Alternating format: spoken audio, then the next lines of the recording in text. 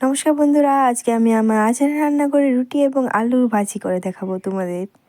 নিয়ে নিলাম আটা এবং একটু পরিমাণ মতো জল এবং এটাকে মেখে নিলাম। এখন একটু তেল দিয়ে দেব যাতে রুটিগুলি বেলতে সুবিধা হয়। এখন আমি গোল গোল করে নেব। দেখুন, এভাবে গোল গোল করে নেব, এইভাবে। এখন আমি রুটিগুলিকে একটি একটি করে বেলে নেব। আমার বেলনি নেই, সেই জন্য এটাতে বেলে নিচ্ছি। এভাবে রুটিগুলিকে গোল গোল করতে হবে।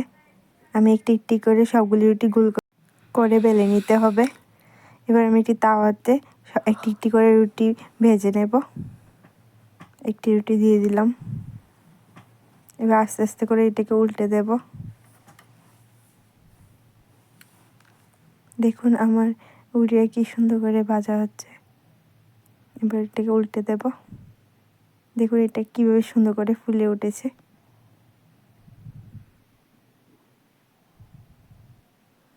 আরেকটি রুটি দিয়ে দিলাম।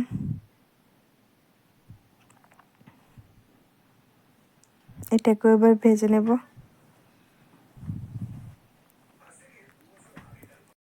কিছু আলু কুচিও নিয়ে নিলাম, এগুলিকে ভাজি করব।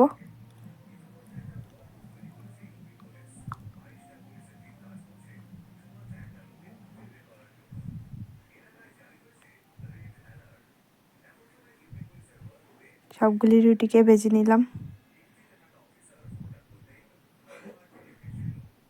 দেখুন আস্তে আস্তে করে সবগুলি রুটি আবার ভাজা হয়ে গেলে এখন আলু ভাজি বসিয়ে দেব।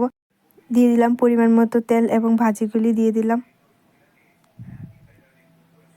তারপর দিয়ে একটু নেড়ে চেড়ে নেব। এবার দিয়ে দিলাম পরিমাণ মতো লবণ। এখন দিয়ে দিলাম পরিমাণ মতো হলুদের গুঁড়ো। এখন একটু নেড়ে নেব।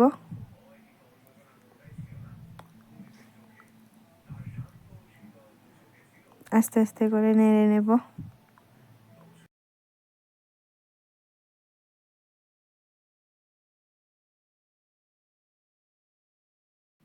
আমার আলু ভাজি প্রায় হয়ে গেল।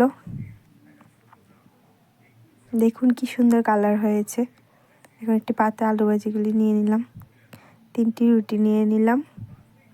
এখন কিছু আলু ভাজি নিয়ে নেব।